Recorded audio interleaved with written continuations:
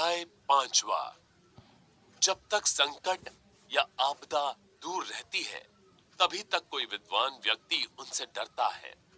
जैसे ही कठिन परिस्थिति सामने आती है, वह अपनी पूरी क्षमता से उसका सामना करता है और उस पर विजय प्राप्त करने का प्रयास करता है। अतिथि देवो भव। गुरुर्ग्नि द्विर्जातीनां वर्णनाम ब्राह्मणो गुरु पतिरेव गुरु स्त्रीणाम सर्वस्याभ्यागतो गुरु। आचार्य चाणक्य गुरु की विवेचना करते हुए तथा गुरु के स्वरूप की व्याख्या करते हुए कहते हैं कि ब्राह्मण, क्षत्रिय और वैश्य इन तीन वर्णों का गुरु अग्नि है।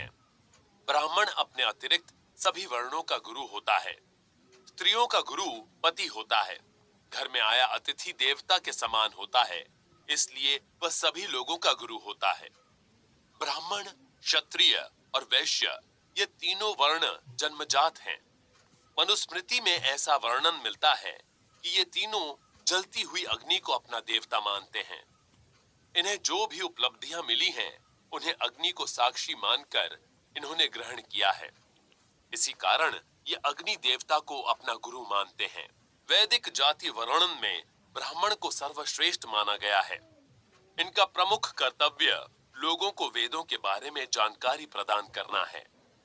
बाकी बची तीनों जातियों क्षत्रिय, वैश्य और शूद्र का गुरु ब्राह्मण ही होता है। पत्नी के लिए उसका पति गुरु होता है। प्रत्येक स्त्री का अपने पति पर भरोसा और पति का अपनी पत्नी पर पूरा विश्वास ही पारिवारिक खुशियों का आधार है। भारतीय परिवार में पत्नी अपने पति की इच्छाओं का मान रखती है और पूरे मन से उसकी सेवा करती है। भारतीय परंपरा में अतिथि को देवता के समान माना जाता है। अतिथि अतिथेय के मन में घर करता है और सही मायने में उस समय वह पूरे परिवार का गुरु होता है। अतिथि की आवभगत करना किसी भी व्यक्ति का कर्तव्य होता है। सोने जैसे गुणों वाला इंसान यथा चतुर्भी कणकम परीक्षते निर्घर्षण छेदन ताप ताड़ने तथा चतुर्भी पुरुष परीक्षते त्यागेन शीलेन गुणेन कर्मणा। यहाँ पर आचार्य चाणक्य गुण व कर्मों से पुरुष की परीक्षा की चर्चा करते हुए कहते हैं कि घिसने, काटने, तपाने और पीटने जैसी चार प्रक्रियाओं के माध्यम से सोने का परीक्षण होता है। इसी प्रकार त्याग, शील, गुण एवं कर्मों से पुरुष की परीक्षा होती है। सोने को परखने के चार तरीके हैं। पहला, पत्थर पर रगड़कर देखना, फिर उसको काटना, उसे तपाना और फिर उसे पीटना। इन चार तरीकों से ही सोने का परीक्षण किया जाता है। इसी तरीके से किसी पुरुष को उसके त्याग, शील, गुण एवं उसके कर्मों के आधार पर उसे परखा जाता है। प्रतिकूल परिस्थितियों से लड़ाई।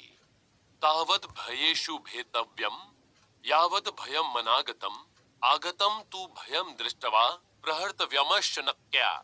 आचार्य चाणक्य सिर पर आए संकट से निपटने के संदर्भ में कहते हैं कि आपत्तियों और संकटों से तभी तक डरना चाहिए जब तक वे दूर हैं, परंतु जब वे संकट सिर पर आ जाएं, तो बिना किसी शंका और डर के उनका मुकाबला करना चाहिए और उन्हें दूर करने का उपाय करना चाहिए। हर किसी को बुरी परिस्थितियों से बचना और उसे आने से रोकना चाहिए, लेकिन जब वह स्थिति आ ही जाए तो उसका सामना डट कर करना चाहिए। उससे भयभीत नहीं होना चाहिए। कोई कायर व्यक्ति ही कठिन स्थिति आने पर उससे बचकर भागने का प्रयास करता है। साहसी व्यक्ति किसी भी कठिनाई का जमकर मुकाबला करता है और अंत में जीत उसी की होती है। निकटता का अर्थ समानता नहीं। एकोदर समुद्भूता एक नक्षत्र जातका न भवंती समाशीले यथा बद्री कंटका। यहाँ आचार्य चाणक्य कहते हैं कि एक ही कोख से एक ही ग्रह नक्षत्र में जन्म लेने पर भी दो लोगों का स्वभाव एक समान नहीं होता। उदाहरण के लिए पेड़ और कांटों को देखा जा सकता है। एक साथ रहने के बावजूद दोनों के स्वभाव में जमीन आसमान का अंतर होता है। एक ही स्त्री के दो बच्चे हैं तो इसका यह मतलब नहीं कि वे दोनों एक समान होंगे। रावण और विभीषण एक ही मां के पुत्र थे, लेकिन दोनों के आचार व्यवहार एक दूसरे से एकदम अलग थे। रावण ने सीता का हरण किया, जबकि विभीषण ने सीता को मां का दर्जा दिया। किसी भी व्यक्ति के आचार व्यवहार उसके पिछले जन्मों के कर्मों के आधार पर निर्धारित होते हैं। सन्यासी और विद्वान। निस्पृहो नाधिकारी स्यान्ना कामी मंडन प्रिया नाभि दग्ध प्रियम ब्रूयात स्फुट वक्ता न वंचका।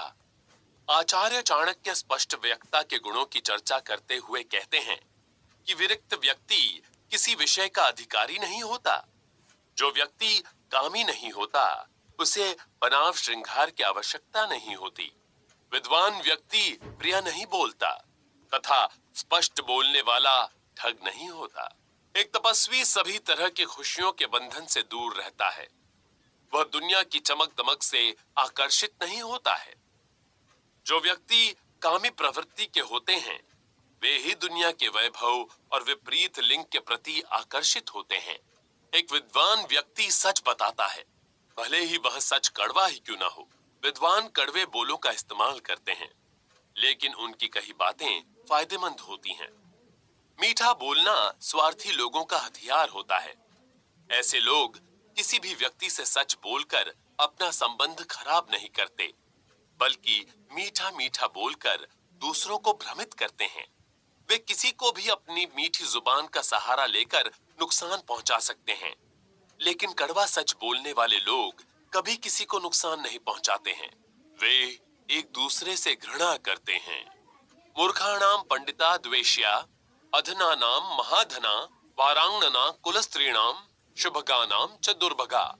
यहाँ आचार्य चाणक्य एक दूसरे से द्वेष करने वालों की चर्चा करते हुए कहते हैं कि मूर्ख पंडितों से, निर्धन धनियों से, वैश्याएं कुलवधुओं से तथा विधवा सुहागनियों से द्वेष करती हैं। एक मूर्ख व्यक्ति कभी किसी विद्वान व्यक्ति से खुश नहीं रहता, वह हमेशा उससे ईर्ष्या करता है। जब एक विद्वान व्यक्ति को हर जगह सम्मान मिलता है तो उस समय मूर्ख व्यक्ति खुद को अवांछित समझता है। इसी कारण वह किसी बुद्धिमान व्यक्ति से नफरत करता है। समाज में धनी लोगों को सम्मान दिया जाता है, जबकि गरीबों की उपेक्षा की जाती है। इसी वजह से वह धनी लोगों से नफरत करता है। एक पवित्र स्त्री का होना परिवार के लिए सम्मान की बात होती है, उसका हर जगह सम्मान होता है।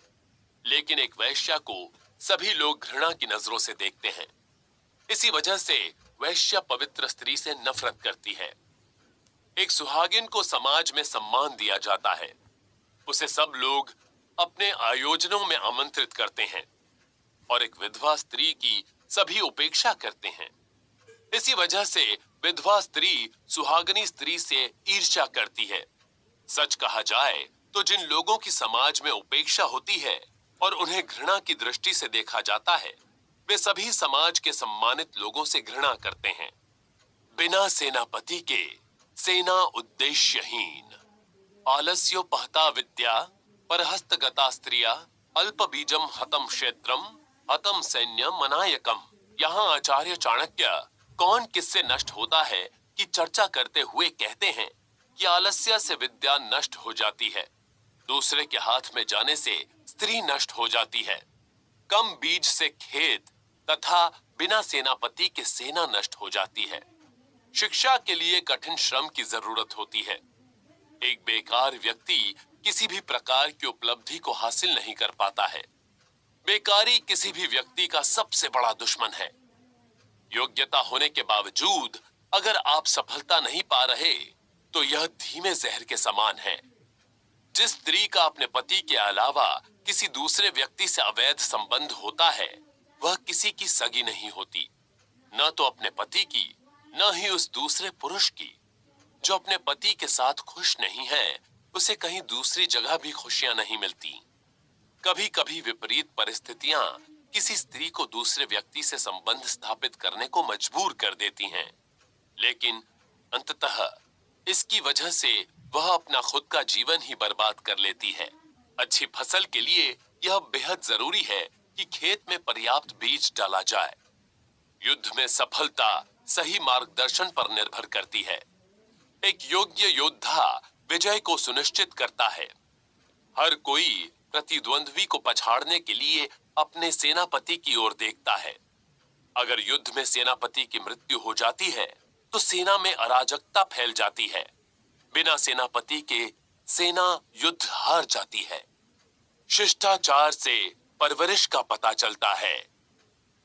अभ्यासाधार्यते विद्या कुलम शिलेन धार्यते, गुणेन ज्ञातते त्वार्य कोपो नेत्रेण गम्यते।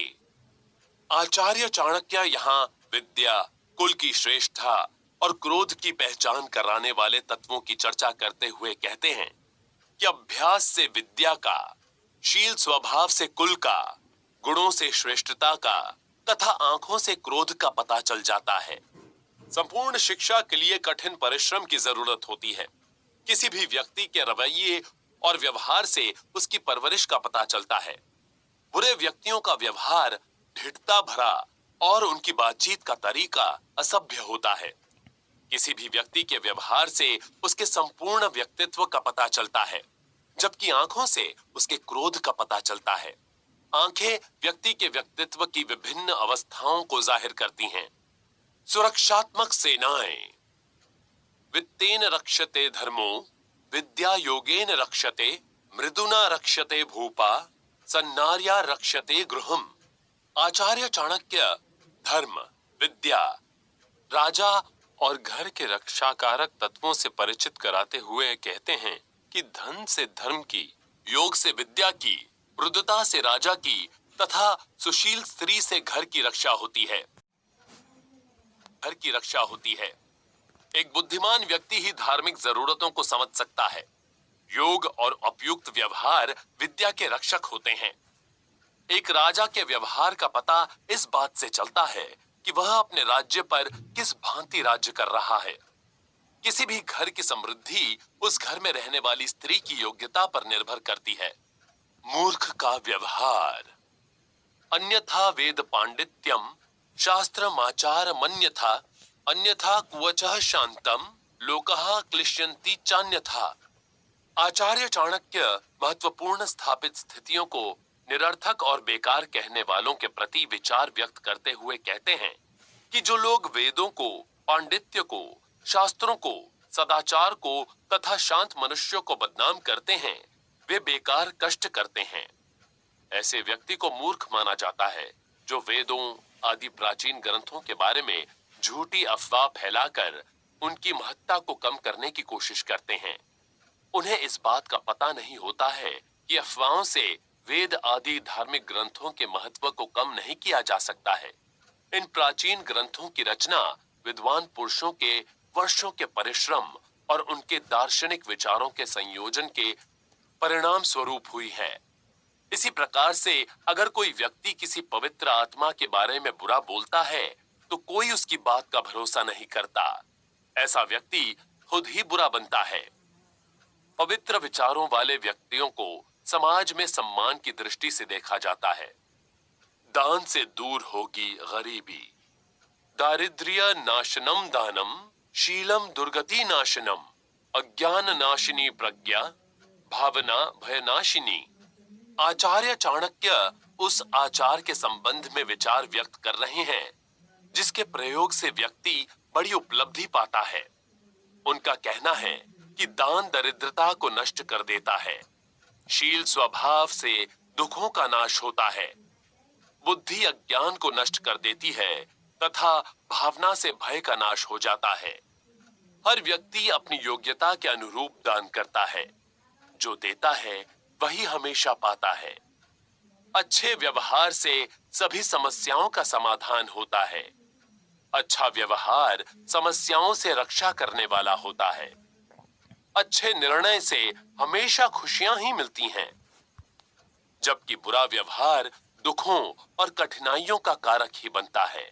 किसी व्यक्ति की अनभिज्ञता को क्षमा किया जा सकता है, बशर्ते कि वह सही गलत के बीच पहचान करना सीख जाए। अज्ञानता अंधेरे के समान है, जबकि ज्ञान उजाले के समान है। किसी को भी डरकर भगवान की पूजा नहीं करनी चाहिए। सच्ची पूजा वही होती है जिसमें किसी भी प्रकार के भय की समाप्ति हो जाती है। आसक्ति एक बड़ा शत्रु। नास्ति काम समो व्याधिर नास्ति मोह समो रिपुः, नास्ति कोप समो बहिर्न नास्ति ज्ञानात् परम सुखम। यहाँ आचार्य चाणक्य परम सुख के महत्व को प्रतिपादित करते हुए कहते हैं कि काम के समान व्याधि नहीं है, मोह अज्ञान के समान कोई शत्रु नहीं है, क्रोध के समान कोई आग नहीं है तथा ज्ञान के समान कोई सुख नहीं है। वासना और प्यार सबसे खराब दुश्मन होते हैं। जिस व्यक्ति में यह दोष होता है वह हमेशा विपरीत लिंग की तरफ आकर्षित होता है। वह अपने काम पर ध्यान केंद्रित करने में असमर्थ होता है। जो व्यक्ति इस तरह के विचारों पर नियंत्रण नहीं कर पाता है वह अपना जीवन अपने आप बर्बाद कर लेता है। आसक्ति अज्ञानता की वजह से होती है। एक क्रोधी व्यक्ति का अपने मन पर नियंत्रण नहीं होता है। क्रोधी व्यक्ति का व्यवहार अप्रत्याशित होता है। अपने इस व्यवहार की वजह से वह अनजाने में ही मुसीबत में पड़ जाता है। एक पढ़ा लिखा व्यक्ति खुश रहता है क्योंकि उसे सब कुछ पता होता है। उसका व्यवहार बहुत संयमित होता है। वह सज्जन होता है। हम अकेले आते हैं, अकेले जाते हैं। जन्म मृत्यु ही यात्यको भुनत्येक शुभाशुभम नरकेशु पतत्येक एको याति पराम गतिम। आचार्य चाणक्य एकाकी भाव को स्पष्ट करते हुए कहते हैं कि व्यक्ति संसार में अकेला ही जन्म लेता है, अकेला ही मृत्यु को प्राप्त करता है, अकेला ही शुभ अशुभ कर्मों का भोग करता है, अकेला ही नरक में जाता है तथा अकेला ही परम गति को प्राप्त करता है। अर्थात मनुष्य अकेला ही जन्म लेता है, अकेला ही भाग्य के शुभ अशुभ कर्मों को भोगता है, अकेला ही नरक में गिरता है और अकेला ही परम पद मोक्ष भी प्राप्त करता है।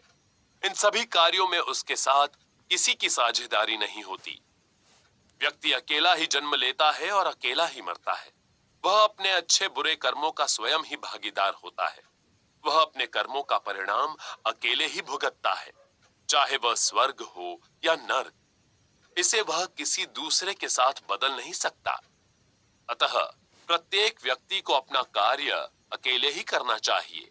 हर व्यक्ति को अपना बोझ अकेले ही उठाना पड़ता है। व्यर्थ है स्वर्ग, तृणम ब्रह्म विदः स्वर्गस्तृणम शूरस्य जीवितम जिताक्षस्य तृणम नारी निस्पृहस्य तृणम जगत। यहाँ आचार्य चाणक्य सांसारिकता को तिनके के समान बताते हुए कहते हैं कि ब्रह्म ज्ञानी को स्वर्ग, वीर को अपना जीवन, संयमी को स्त्री तथा त्यागी व निस्पृह व्यक्ति को सारा संसार तिनके के समान लगता है। एक चिंतक अपने जीवन में जो भी महसूस करता है वह स्वर्ग के दबाव से ज्यादा महत्वपूर्ण होता है। एक साहसी व्यक्ति अपने जीवन में कोई भी दांव लगाने से भयभीत नहीं होता है। जिसने अपनी इंद्रियों पर नियंत्रण करना सीख लिया है उसे किसी भी स्त्री का सौंदर्य डिगा नहीं सकता है। इसी प्रकार से निस्पृह व्यक्ति दुनिया की खुशियों से अछूता रहता है। मित्रों के प्रकार विद्या मित्रम प्रवासेषु भार्या मित्रम गृहेषु च व्याधि तस्योषधम मित्रम धर्मो मित्रम मृतस्य च। यहाँ आचार्य चाणक्य मित्र की चर्चा हुए कहते हैं कि घर से बाहर विदेश में रहने पर विद्या मित्र होती है, घर में पत्नी मित्र होती है, रोगी के लिए दवा मित्र होती है तथा मृत्यु के समय धर्म ही व्यक्ति का मित्र होता है। अतः हर प्रकार से मित्र की परवाह करनी चाहिए और समयानुसार मित्र विचार करना ही श्रेयस्कर है। बुद्धिमान व्यक्ति को किसी भी राज्य में सम्मानित किया जाता है। एक योग्य पत्नी अपने पति को गलत रास्ते पर जाने से रोकती है।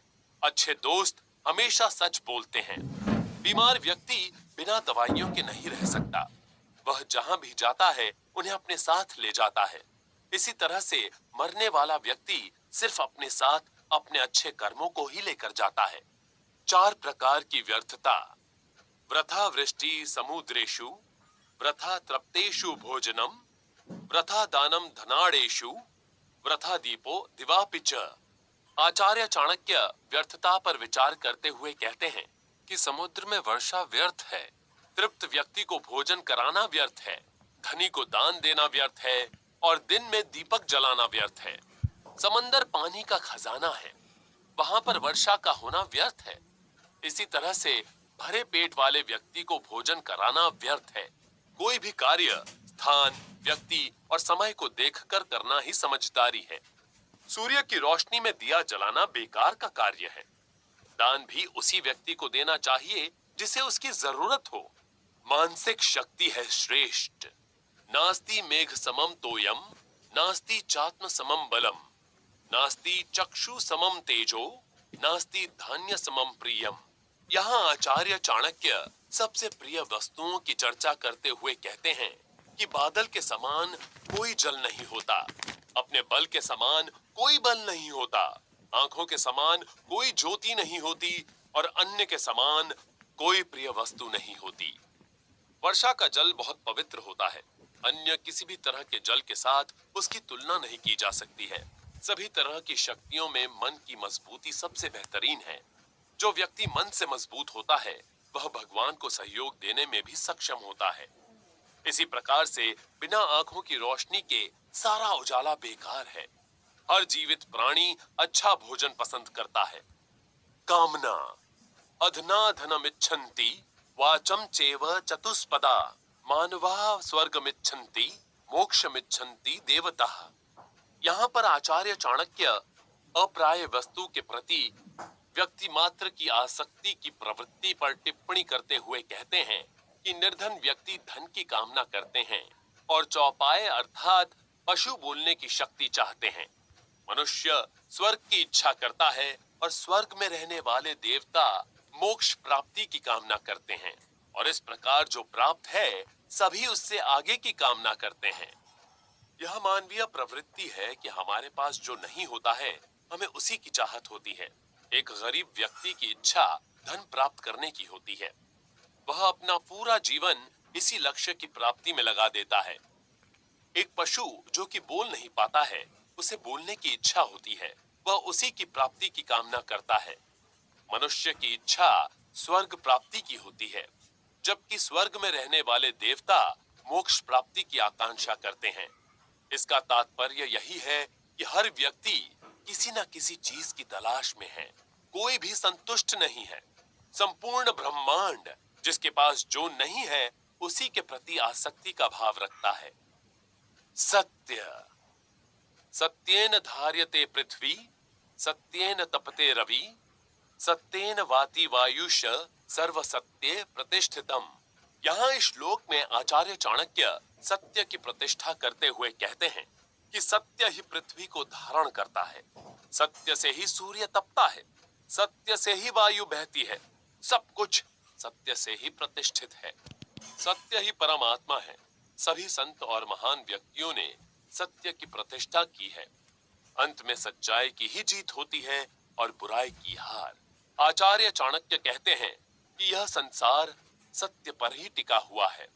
संसार के सभी प्राणी सत्य में ही प्रतिष्ठित हैं और सत्य की वजह से ही सब कुछ चलायमान है।